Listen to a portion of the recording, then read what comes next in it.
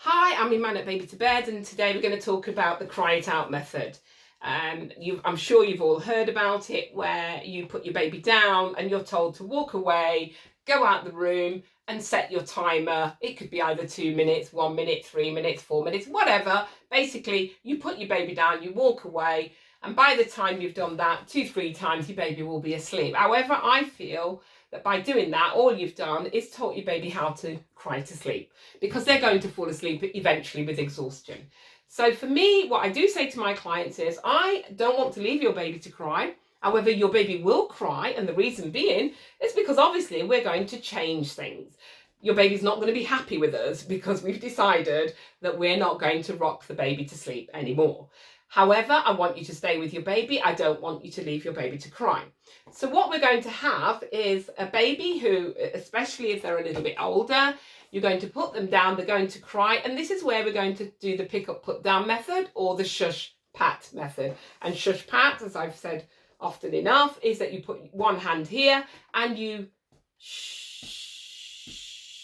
If your baby's making loads of noise, you've got to be a bit louder, otherwise they're not going to hear you. If the baby's older, he's going to throw himself back, he's going to get angry, he's going to shout from the back of his throat.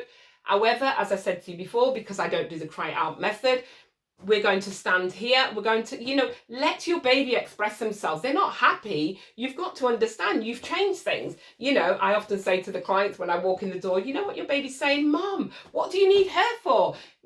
What's wrong with me being in your arms all night? Well, as we know, you're tired and you can't do that forever. And especially when your baby's getting a bit old, a bit bigger, a bit older, your arms are killing you. So we're not going to walk away. We're going to reassure the little one that he's okay, she's okay, and do that. And then when the voice changes from anger, and as I always say, if somebody touches you when you're angry, you don't want them to touch you.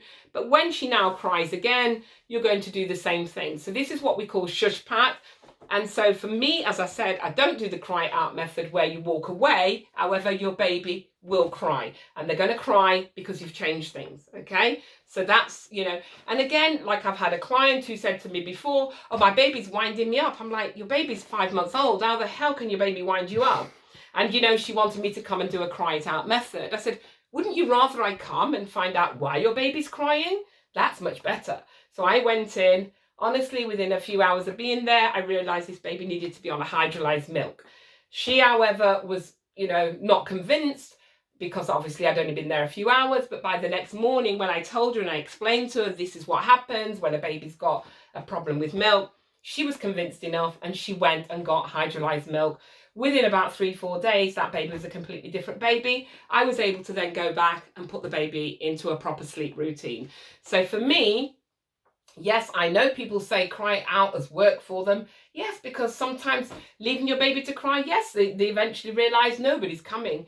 And also, if your baby's got a problem, the funny thing about crying it out, if your baby has got silent reflux and every time you feed your baby, you think, oh, I fed my baby, the baby's going to go to sleep. Actually, with silent reflux, the more you feed through the night, the worse the pain becomes. So in a way, if you've walked away and left your baby to cry to sleep, it could be because they had silent reflux, and the reason why they've slept the whole night is because the baby hasn't got a full tummy. So again, this is where you need to find out where the problem lies. Why is my baby waking up and crying all the time? Okay, so this is, as I say, for me, I don't do cry out method. However, your baby will cry, but I do want to get to the bottom of why your baby's crying. And for me, by holding your baby, by touching your baby, by watching your baby, that's how I get to know what the problem is. Thank you very much.